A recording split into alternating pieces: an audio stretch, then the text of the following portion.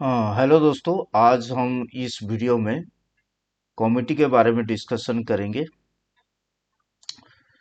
Committee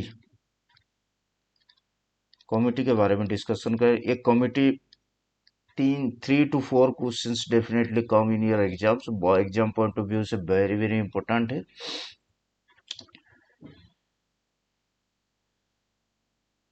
एक committee जो है mines act 1952, mines act 1952 under section number 12, section number 12 में दिया है कमिटी के बारे में। ठीक है, पहले हम लोग सेक्शन नंबर 12 को पढ़ लेते हैं। कमिटी में जो रहते हैं ना मेंबर, इससे पहले और एक चीज है, सेंट्रल गवर्नमेंट जो है ना under section 57, under section 57 mines act of under section 57 central government has the power to make regulation, very very important, has the power to make regulation under section number 57। और section number 58 में central government को power दिया गया है to make rules. Exam point of view से very very important, ये याद रखना है। Section number 57 and 58, 57 to make regulation central government, और सेक्शन नंबर 58 रूल्स। ठीक है, चलो आगे बढ़ते हैं। सेक्शन नंबर 12, जो मेंबर होते हैं ना कमिटी का मेंबर, टोटल जो मेंबर हो जाते हैं 8 मेंबर्स। टोटल मेंबर कितना रहते हैं? 8 मेंबर्स। हम लोग ऐसे लिख सकते हैं 1+1+2+2+2। ठीक है, पहला जो मेंबर रहते हैं वो चेयरमैन होते हैं। ठीक है, चेयरमैन, वो चेयरमैन होते हैं। चेयरमैन बोलने से कौन रहेंगे? जो कि service of the government appointed by central government, service of the government service में रहेंगे, जो कि appointed by the central government. सब तो सेंट्रल गवर्नमेंट अपॉइंट करेंगे इनको सभी जगह में। ठीक है, दूसरा 1+1, chief inspector of mines, CIM, chief inspector. Okay, फिर जो दो मेंबर रहेंगे ना वो दो मेंबर रहेंगे representing the interest of miners, representing representing the interest of miners. दो मेंबर रहेंगे माइनर्स को रिप्रेजेंट करने के लिए, appointed by the central government. और दो में से एटलीस्ट एक मेंबर जो रहेंगे representing the interest of miners of coal mines और वर्कर्स ऑफ कोल माइंस। ठीक है, representing the workers in coal mines, उसमें एक मेंबर कोल माइंस रिप्रेजेंट करेंगे। ठीक है, ठीक है, उसी हिसाब से और दो जो मेंबर रहेंगे, ये जो दो member representing the interest of owner, representing the interest of owner.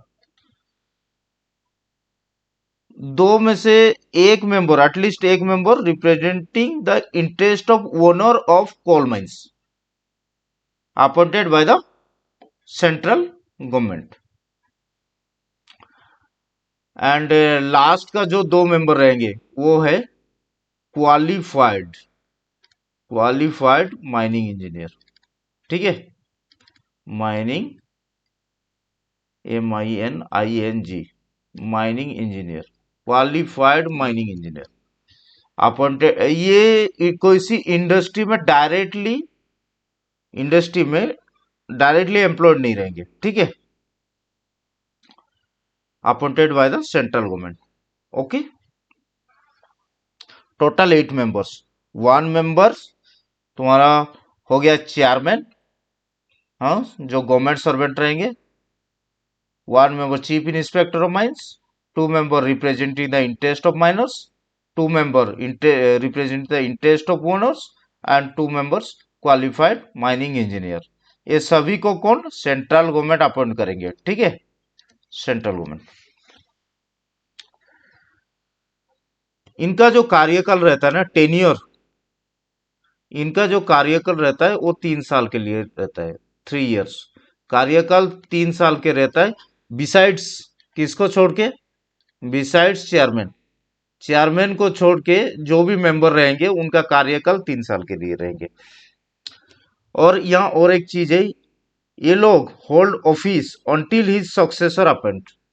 ये लोग अपना ऑफिस नहीं छोड़ेंगे जब तक उनका सक्सेसर अपॉइंट ना हो जाए। ठीक है, they hold office, they hold office until his successor appoint, until his, until they,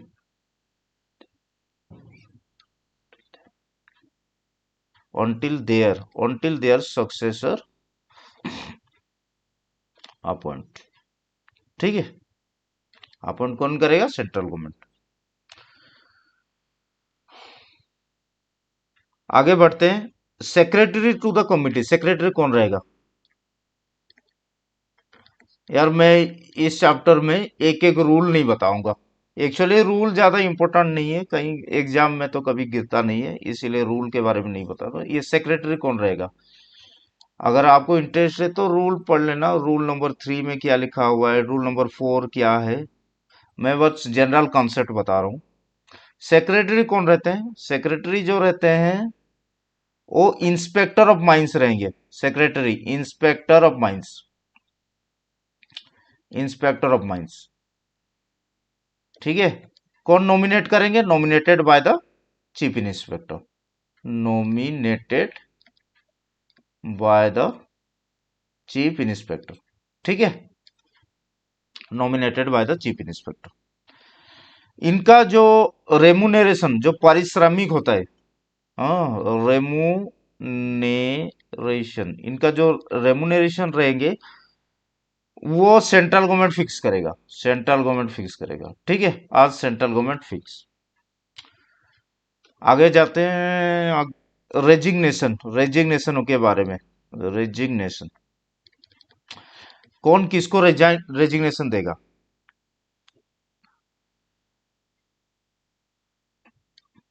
general concept है, 1 चेयरमैन, बाकी 7 मेंबर। ठीक है, ये जो चेयरमैन और 7 मेंबर, 7 मेंबर जो रहेंगे, मेंबर रिजाइन करेंगे।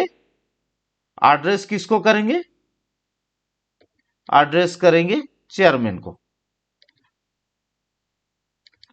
मेंबर रिजाइन करेंगे, एड्रेस करेंगे चेयरमैन को।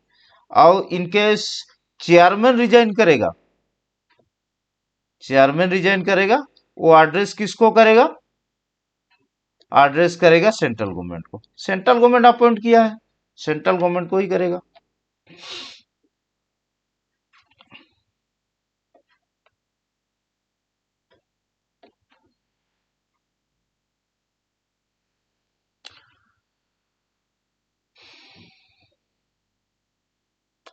और एक चीज है, जो रिजाइन कर रहे हैं, ठीक है, रिजाइन, रिजाइन का भी एक्सेप्टेंस होना है। ठीक है, कब एक्सेप्टेंस होगा? एक्सेप्टेंस कब होगा? ठीक है, और जिस दिन में एक्सेप्टेंस होगा उस दिन इफेक्ट करेगा कि हाँ उसका रिजाइन एक्सेप्ट हो गया है।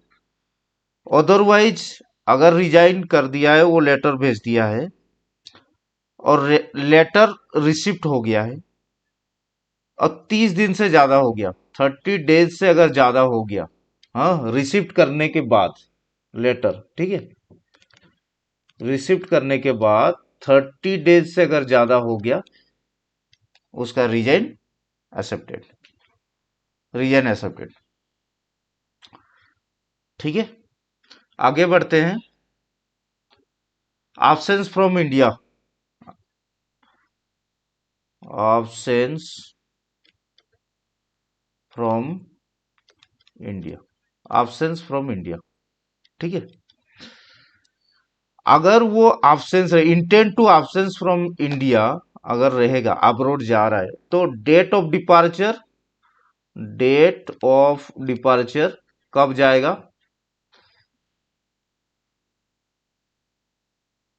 Date of departure and date of arrival, expected date of arrival, ये दोनों चीज इंटीमेंट करेंगे चेयरमैन को। इंटीमेंट करना बाउंड है, ठीक है मेंबर। अगर वो इनकेस वो 6 महीने से ज्यादा टाइम के लिए बाहर में रहेंगे, 6 महीने से ज्यादा, 6 मंथ से ज्यादा अगर रहेंगे तो वो रिजाइन करना पड़ेगा, रिजाइन दे के जाना पड़ेगा, ठीक है। ही शैल टेंडर इज रेजिग्नेशन बोलते हैं, ही शैल टेंडर इज रेजिग्नेशन। और इनकेस अगर without information, not inform, without information, बिना बताए अगर वो चले गए अब्रॉड, ठीक है, इंडिया से बाहर अगर बिना बताए चले गए, तो जिस दिन वो इंडिया से निकले हैं, जिस दिन, उसी दिन उनका रिजाइन, वो रिजाइन करके निकले हैं बोल के माना जाएगा। He shall be deemed to have resigned with effect from the date of his departure from India, ठीक है।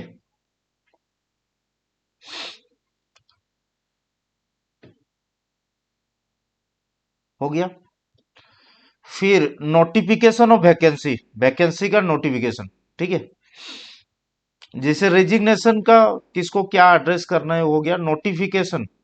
नोटिफिकेशन कैसे कर, नोटिफिकेशन वैकेंसी अगर क्रिएट हो गया उसको नोटिफिकेशन, चेयरमैन क्या करेगा, नोटिफिकेशन देगा। अगर किसी भी मेंबर का रेजिग्नेशन, कोई भी मेंबर अगर रेजिग्नेशन किया है और मेंबर का डेथ हो गया है, ठीक है, तो इन केस ऑफ रेजिग्नेशन और death of the members of this committee, then chairman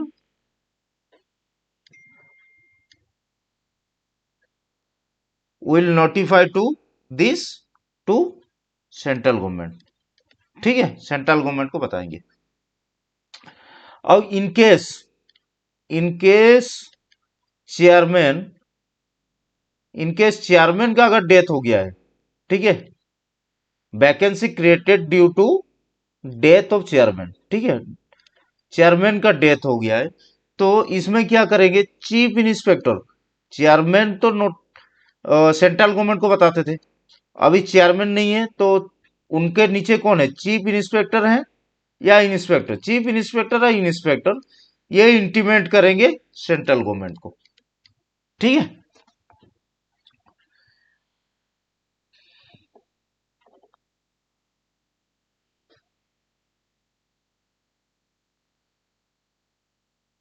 जो भी मीटिंग का डिस्पोजल होगा, डिस्पोजल ऑफ बिजनेस, बिजनेस वो चेयरमैन डायरेक्ट करेंगे। Time and place of meeting chairman decide करेंगे, ये इंपॉर्टेंट है, time and place of meeting, time and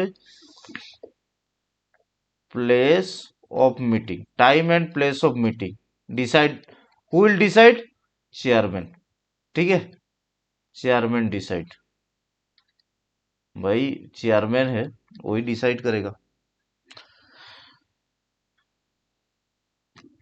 notice of meeting, अरे मीटिंग कंडक्ट किया जाएगा तो उसका नोटिस भी तो देना पड़ेगा ना, नोटिस कौन देगा, सेक्रेटरी देगा, सेक्रेटरी, सेक्रेटरी देगा नोटिस टू एवरी मेंबर्स, ठीक है,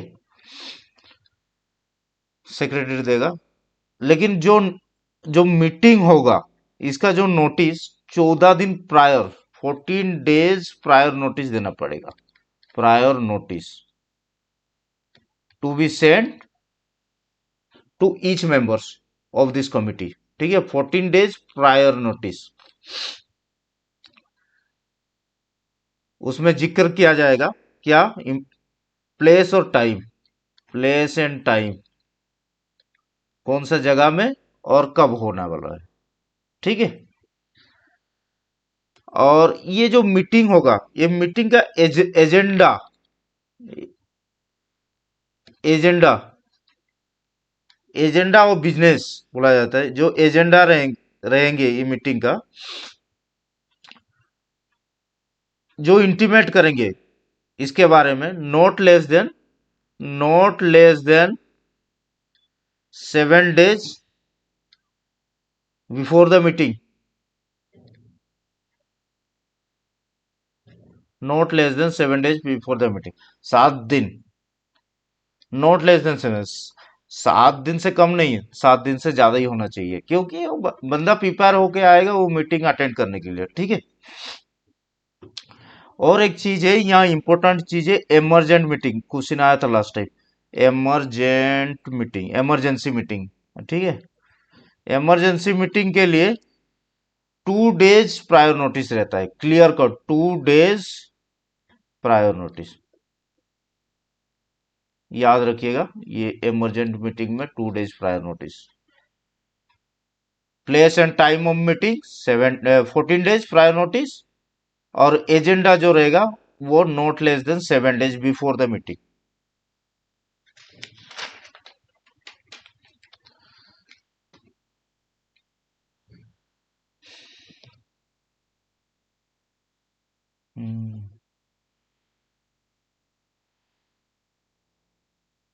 आगे बढ़ते हैं।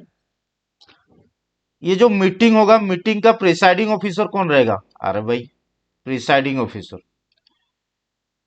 Presiding officer who will preside this meeting, definitely chairman होगा। चेयरमैन हेड है, चेयरमैन होगा, ठीक है। यहां और एक चीज, इनकेस अगर चेयरमैन नहीं है, ठीक है, चेयरमैन नहीं है तो कौन करेगा? प्रिसाइडिंग तो कोई किसी को तो करना पड़ेगा ना, कौन करेगा? उसमें क्या है ना, जो 7 मेंबर बचे हैं, 7 मेंबर, बाकी जो 7 मेंबर बचे हैं, ये 7 मेंबर क्या करेंगे, आपस में डिसाइड करेंगे। मेंबर प्रेजेंट, 7 मेंबर में वो मीटिंग में जितना मेंबर प्रेजेंट है वो डिसाइड करेंगे आपस में कौन प्रिसाइड करेगा ये मीटिंग को, ठीक है।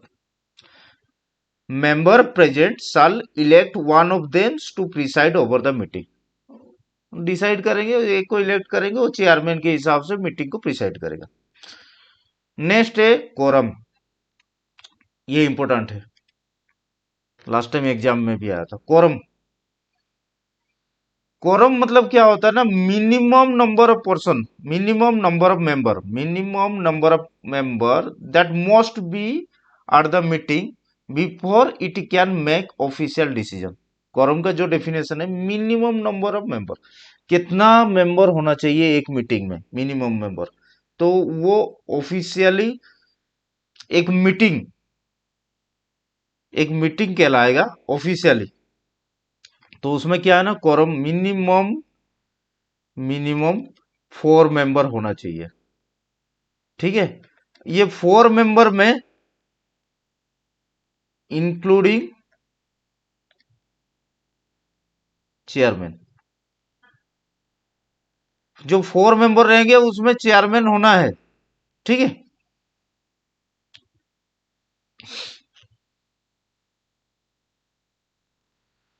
इनकेस 4 मेंबर नहीं है, मान के चलो 4 मेंबर मीटिंग में नहीं है, मिनिमम 4 मेंबर चाहिए, 4 मेंबर नहीं है, तो मीटिंग को एडजॉर्न कर देंगे। कौन? मीटिंग एडजॉर्न हो जाएगा, ठीक है। मीटिंग एडजॉर्न होगा, 14 days के बाद वो मीटिंग किया जाएगा, उसमें जितना भी मेंबर रहेंगे वो मीटिंग वैलिड रहेगा 14 days। 14 दिन के लिए वो एडजॉर्न होगा, उसके बाद 14 days में वो मीटिंग फिर रहेंगे, वो मीटिंग में जितना भी आदमी रहेंगे, जितना भी मेंबर रहेंगे, वो मीटिंग ऑफिशियली कंडक्ट होगा, वही मीटिंग। उसमें कुछ कोरम नहीं रहेंगे, 4 मेंबर्स का कोरम कोई जरूरत नहीं है उसमें। मीटिंग में जो भी डिसीजन लिया जाएगा, ठीक है, किसी भी टॉपिक में कुछ भी डिसीजन अगर लिया जा रहा है, डिसीजन मेजोरिटी के हिसाब से लेंगे, डिसीजन जो भी रहेगा वो मेजोरिटी के हिसाब से डिसीजन लिया जाएगा। ठीक है, हमेशा तो मेजोरिटी हो नहीं पाएगा। एक टाइम ऐसे भी आएगा कि जो मेंबर हैं दोनों का डिसीजन, ये मेंबर का डिसीजन और ये मेंबर का डिसीजन वोटिंग करेंगे, सेम हो गया। ठीक है, सेम हो गया, किसी एक टॉपिक में सेम हो गया, तो उसमें ना एक कास्ट वोट किया जाता है। कास्ट वोट कौन देगा? वो कास्ट वोट चेयरमैन देगा। कास्ट वोट देगा चेयरमैन। ठीक है, इन case of tie.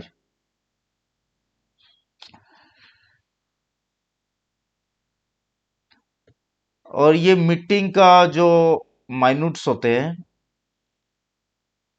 माइन्यूट्स of meeting, meeting का माइन्यूट्स जो भी होते हैं, वो सेक्रेटरी, सेक्रेटरी तो सेक्रेटरी वही तो इंटीमेट कर रहे हैं ना सबको। सेक्रेटरी सर्कुलेट करेगा ईच मेंबर को, circulate to each member, each member, circulate to each member.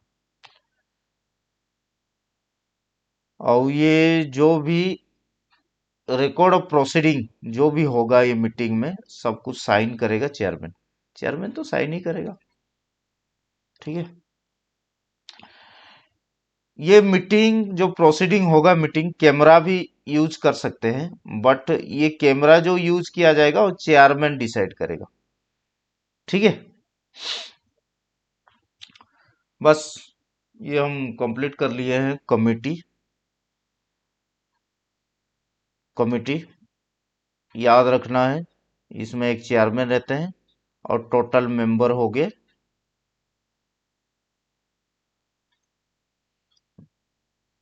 ऐसे ये टेबल याद रखना है यार। ठीक है, एक चेयरमैन है, दूसरा है चीफ इंस्पेक्टर, दो इंटरेस्ट ऑफ माइनर्स, दो इंटरेस्ट ऑफ ओनर्स, दो qualified mining engineer, total 8 persons. ठीक है, टोटल 8 पर्सन्स, ये याद रखेंगे। इसमें से एक क्वेश्चन जबरदस्त आता है, एक ये टोटल मेंबर वाले में एक क्वेश्चन पक्का आएगा। ये चैप्टर से 3 to 4 questions definitely come in DGMS exam. ठीक है, हम लोग कंप्लीट कर लिए हैं ये कमिटी चैप्टर। अगर अच्छा लगे तो वीडियो को लाइक करेंगे, सब्सक्राइब करेंगे और शेयर भी करेंगे। Thank you, thank you.